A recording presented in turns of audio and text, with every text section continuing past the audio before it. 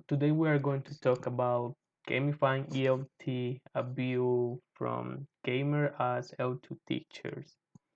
My name is Andrés Martín, aka Apollo, and my partner is Julían Londoño Mazo, aka Flitch. He cannot be here, but we got his part of the presentation, so don't worry about it. So before we start, we got the agenda. We are going to talk about conceptual framework, pedagogical experience. What do you think? There is a kind of interaction with the audience. The last one, we got closing and question, right? So let's start. Okay. As first concept, we got gamer, right? Um, it has a like very important meaning inside our team, right? TeamLaV. So gamer means uh, is a person that expending a specific amount of time trying to learn more about a game, right? So the first definition is from commitment, right? So this notion of participation in like different games create a sense of identity and enjoyment, right? Where gamers engage in a social interaction to increase their gaming experience, right? So according to that, right, to the notion of participation, the gamers are like to join into a gaming communities. Also, that gaming communities could be called extended network, right? So the purpose of like join of that community is to increase like the, their previous knowledge about a game, and it could be for fun, it could be for learning, right? It could be for join into a competitive teams, and also forums, chat channels, fandom about whatever game, right? But the purpose of this, of doing this, is to increase their knowledge and their experience, right?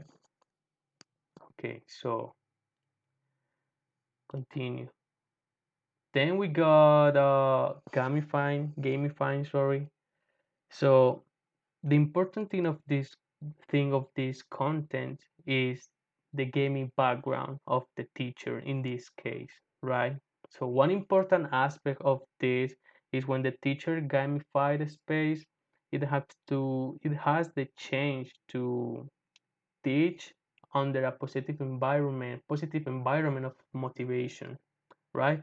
So in this environment, the students grow confident about their skills and create strategies to overcome their difficulties. So what does it mean gaming background, right? Remember that the concept of gamer, we got commitment that it means the amount of hours in a game, right? So here is where that hours and that experience playing a video game um, interact with the class, and they brings the whole elements that she or he has learned like through the time playing that video game and apply to the classroom to engage and motivate the students, right? So the other important concept is game sense, right? So here is basically players or gamers or students, right, are encouraged to develop skill to be tactical aware and make better decision in activity when in a specific task, right?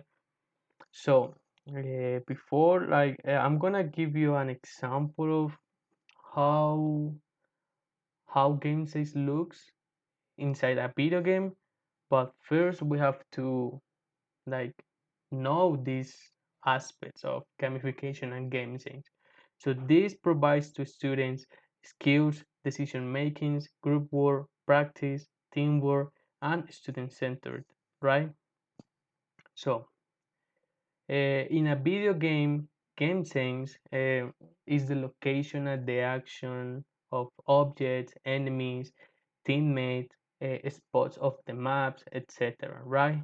So these aspects influence the players to use their abilities and knowledge to get advantage over the others and win the round. Right?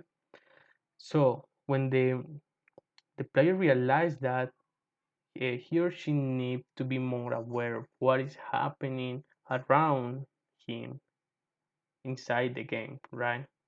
So that is why these three aspects here are like key to practice being aware of game settings, right? So I'm gonna give you an example of an FPS game called Valorant, right? It is a 5 versus 5, right? FPS. It means you have two bands. You have to compete against 5 players, right? So you have two bands. You have attackers and defenders, right? Um, so when you identify where's your band, you have to start like realize or start no, you have to start thinking about the why, the first concept, right? So the game has two phases. The first one is like a countdown. You have 30 seconds to buy weapons and abilities and tag with your teammates about like the plan you are going to execute, right? So here is when white start like to interact, right? Will start to appear. You have to question, you have to make like question about why do you have to do that, right? And why do you have to go for that way, right? So when you choose a side, because it has two sides, A and B. So for example, if you choose B, why do you choose why did you choose that side, right? What did you decide to go that side and no go A, right? So that's why, and that is like the important of the interaction and the communication like between teammates, right? You have to agree with the decision of the, I would say, because there's like a roles, right? I'm gonna explain that um, later, right? But when you agree with your teammates, so the first phase, this code like that, it's complete. Then when when you know what you have to do, then like appears the how, right? The how means how are you going to do that? How are you going to execute that plan, right? So for instance, you say, okay, I'm going to go mid, right? And the rest of you go B, go for long B, right? That is an spot of the map.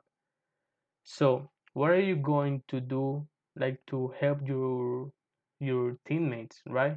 So here is when it comes the concept of group work and teamwork, right? Remember that group work is a collection of individuals who work together in completing a task, right? And teamwork is a group of persons having collective identity, mm, that they are using that identity to work together and achieve a goal, right? So here's the difference. Group work is an individual goal, and teamwork is a collective goal. So when you already know what you have to do, you have to use your skills, right? Your skills and your abilities to help your teammates get into the site. So that is when you are like executing the how. And then we got when, that it means when it happens, right? So when you analyze your like your environment, and you know, for example, there's like two there's like two enemies in mid, for example, because you are going mid, right? You can communicate that to your teammate and say, oh, there's like two enemies in mid, so probably the rest of their team could be inside the side, or could be CT, or could be heaven. Yeah, those are like exposed around the map. So when you analyze and you collect like information, then you can execute the plan, right? That is when it happens. Okay, so that that that what I told you happens inside the game, right? So when you start like play the role, as I have told you, there's like kind of roles in the games. It is the fragger, it is the healer, it is the support, it is the EHL, that it could be the leader, right?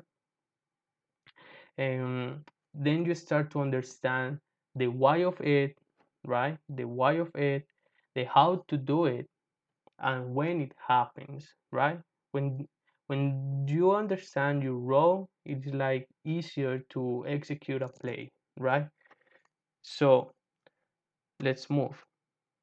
Okay, here, how how we as teacher can bring those elements of gamer, gamifying, game sense, right? How how how can we bring that into the class, right? How does it do in class? What does it do in class, right? Okay, so then we got the first like aspect here, that it says game sense is game based, indirect teaching, and student centered, right? So when it means game sense, it means to the game-based mechanics and game thinking to engage people, in this case players or students, and how it motivates them, how it promotes them learning, and how it allows them solve like problems, right? Because this creates an engagement to learners who will immediately apply their new skills on the task. So remember that here it's like explain also the experience of the learner and the teacher, right? Their gaming experience, how they are going to apply and incorporate those experience into the classroom to solve problems or achieve a specific task, right? So yeah, for example, here game scenes encourage world-class dialogue and team talks during small side games, right? So for example, here we have to like take into account how, the why, how, and when, right? You are talking with your teammates. You have to ask yourself why you have to do that, how you have to do that, and when you have to do that, right? In order to complete that task, that specific task, right? And also we have here that yeah, for example, these games, it gives meaning to skills and how to apply them in the moment of the game. So here's like more that I've been talking to you guys, right? So when you realize the why and the how, then you start thinking in the when, in how are you going to use your skills and your experience to execute your play, your move, to achieve that task, right? So let's move. Then we got the TeamLaV vision. Yeah, TeamLaV is our team, right? It's our group of research, and we got like, we could say that we got three pillars. right? We could say that, or we could call that like that. That is game as teachers, game as learner, and classroom as battle arena, right? So when we are when we talk about gamer as teacher, yeah, right? We have like to take into account the concept of the global concept or the main concept of gamer that I have told you, right? So a teacher could bring essential features of video games to enhance learning processes, motivate students, and perform new ways to communicate in a setting like the classroom, right? So remember about the aspect of commitment, right? How the teacher in this case, uh, why what does he why is going what why is he going to do to bring his hours, his experience from that video game into the class and shape them to motivate the students, right, to achieve a goal. In this case, for example, acquire a second language, right? And then we got gamer as learner. That it means is gamer learner is a person that has developed his gamer identity and incorporated in a process of learning, right? So this is really important because not only the teacher like bring to the classroom their experience and their hours of gaming, right? it happens it happens to the students too, right? So how he is going to apply that experience to complete the task uh, to help like their teamwork or their group work, right? And finally we got the classroom as battle arena. And when we say battle arena is because in every corner of the class, right, the student and the teacher will find challenge, task, right, missions, whatever you want to call. That means that the space of the class become an arena, and you have to use your gaming knowledge to, in other words, survive, right? Or win the round, complete the task, etc. And Hello everybody, this is Julian Londoño, aka Bleach, and we are just missing two concepts to start by explaining the pedagogical experience that is a pretty important point here. So, lore refers to previous events, features, and the background of every single game. For example, the lore of Mario is that you have to rescue the princess. Why? Because a dragon just came and captured the princess, and you are Mario, you have to rescue the princess. So when you are playing Mario, you are thinking that you have to pass, you have to success to rescue the princess and be happy. The same thinking is very useful to apply it in our classes. That's why uh, that's the way of motivate the students to they encourage the process, to they enjoy the process. That's why we are going to into this concept of lore to apply it in a classroom. In a moment, we are going to see how. And the last one is DUA and autoethnography. This is a narrative method of researchers to keep the track of the personal experiences. We are just having a lot of conversations about it. We can have chats, we have dialogues, and in every single session, we are discovering things. So we just taking notes, we are just saving the data to do something with it. So we apply that because we got a lot of gamers in our research lab. So it's very important to take into account what they are playing, how they are playing that video game, what are they learning about it. So this is a way to keep our experience on fire every moment on the research lab.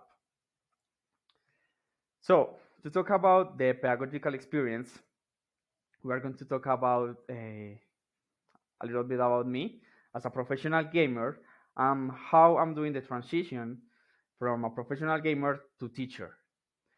So, like a professional gamer, so let's talk about it. Yes, like until 2 years ago, I was a professional gamer. I have participated in a lot of tournaments around the world. For example, here I got the photos of experience in China. This is the stadium when I used to play. Where I used to play. This is me, just representing Latin America, representing Colombia on international tournaments. That's pretty nice. And look, it's like big tournaments with a lot of people in there. It's a little bit crazy, but the thing is how I'm taking this experience now that I'm a teacher.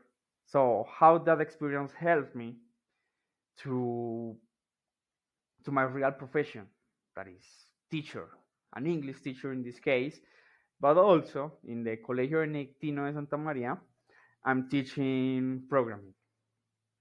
I'm teaching programming because of my profile, because of the video game, because we are applying gamification. That is something that I love of this school. That is in every single subject, teachers should apply gamification. So this is one example of how I'm doing my classes in the Benedictino's school.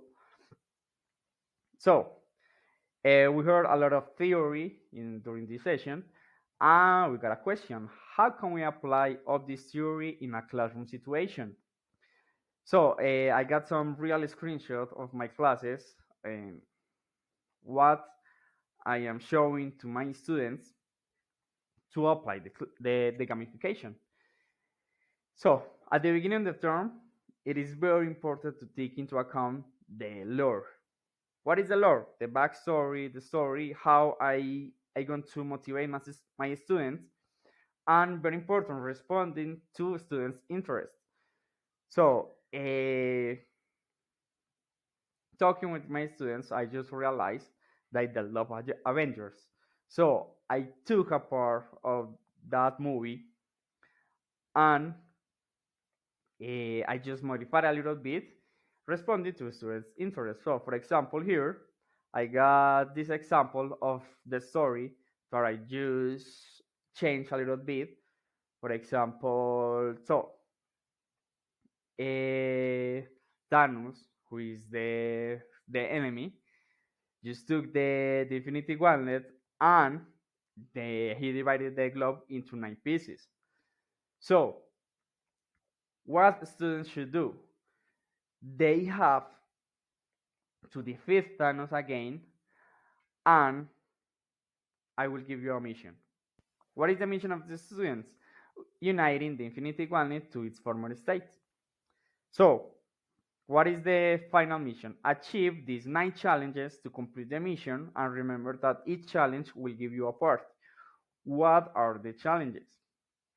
The challenges are the activities with grace in all the term. So this is a lore that I am applying in Benedictino's school for all the first term.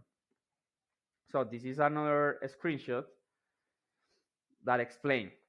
Okay, basic challenge number 1. Remember that to collect the 9 pieces, they have to achieve a 9 challenges. This is challenge number 1.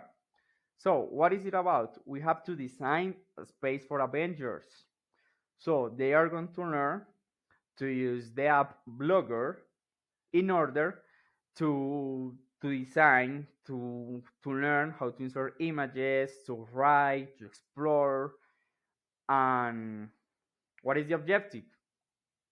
The objective is that they practicing a lot of writing skills in this case and in every single session.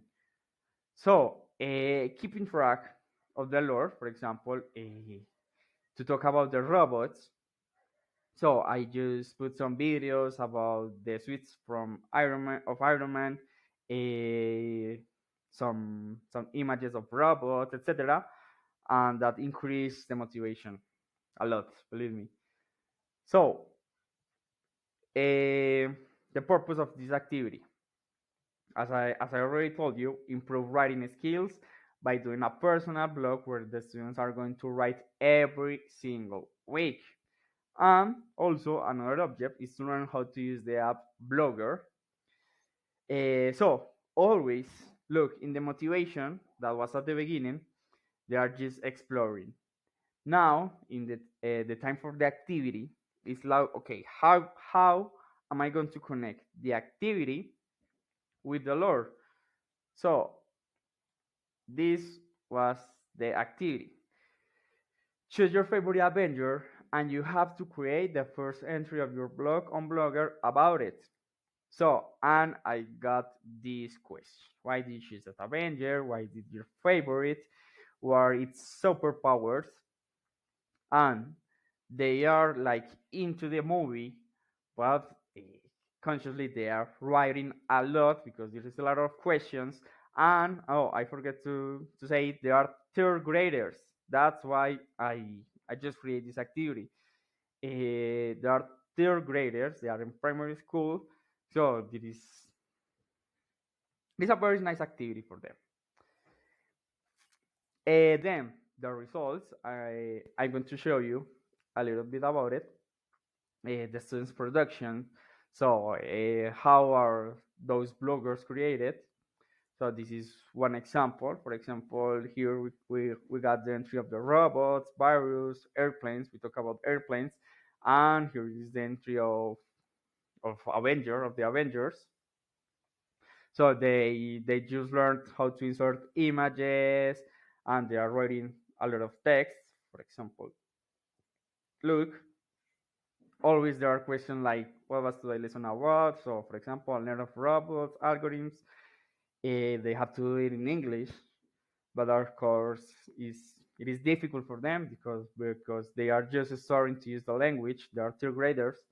But in the school, we got a lot of subjects in English, so that helps a lot doing this. It's like, okay, we have to analyze our context and what kind of activities should I do and if they are going to work or not. What else? Okay, I got another example in here. For example, they are talking about robots.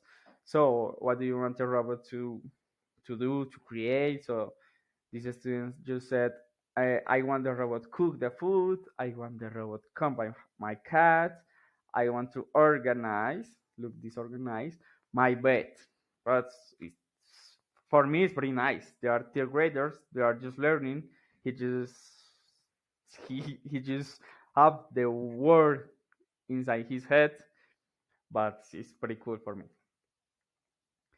Uh, the reward for me is very important because okay, once you complete the activity, you got this reward. So I can create some copies or even physical. In this case, it is because this was a virtual activity. I just sent it by email.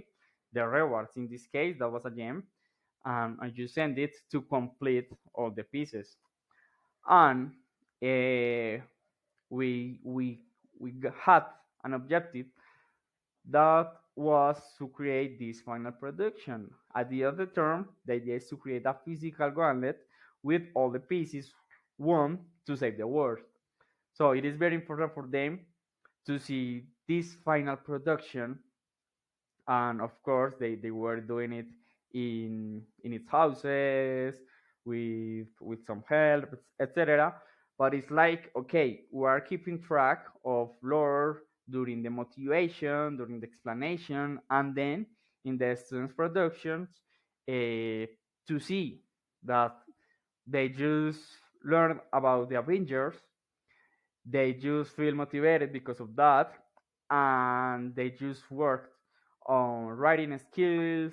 They just want how to create a personal blog, and they just have fun, and that's a pretty important point. Uh, that's it. I just wanted to show you this pedagogical experience that I am living in this moment, and how I am playing some characteristics of video games, and in a real context. It is very important to me that students enjoy the process of gamification in a class, and I am enjoying the process as well. Then we got, what do you think that is the interaction that I have told you guys? So we got a palette, right? Have to do a palette, and the purpose of this is there's like questions, right? About gamification. You have to create your own experience, right? You have to use your experience, your teacher experience, your pedagogical practice, and so on, right? So you have to share your opinion, your thoughts here. You can type here your opinion about that question. You have to answer that question. And the purpose of like this Padlet is to see your answer. And it's not to, if you are not a gamer, it's not like, oh, you have to be a gamer to use gamification. No, it's to reflect about that answer. And also you can see the other answers of the audience, right? So you can reflect not only in yours, but you can like reflect on the other experience that you can like find here in this Padlet. So uh, there's like one, two, three, four, five, six question, right? Well, there's six question, but there's like a few of them that has like two questions. So if you're a gamer, great. Do you, I mean, if you agree with one, just answer one. You don't have to answer two. So remember, the purpose of this is like know your opinion and your experience, like doing gamification in class, right? So I think that for this activity we will have like 10 minutes. I think 10 minutes is a great time to like this activity. Okay, so before like to finish like the presentation, as the last item of the agenda, we got closing and question, right? Um, we got a question here because you can, maybe you are not a gamer, right? And you cannot use like, for example, the elements of game sense, stuff stuff like that, right? So here's like a question that what would I do if I'm not a gamer teacher, right? And it happens, right? So we got like some points to try to help you or show you like there's like more strategies than a point system. Gamification is not just a point system, leaderboards, gadgets, and so on, right? It's very important taking into account, for example, a strategy as lore that this has told you guys. Isotypes. Isotypes, is, for example, this image is over here or this is an isotype. So how these, for example, these two strategies are like connected, lore and isotypes. Why? Maybe you are asking why, right? Remember that lore is a narrative, right? It's a narrative about like something. about a specific topic, and the eyes types on the icons or the images that you are going to use like to support that narrative.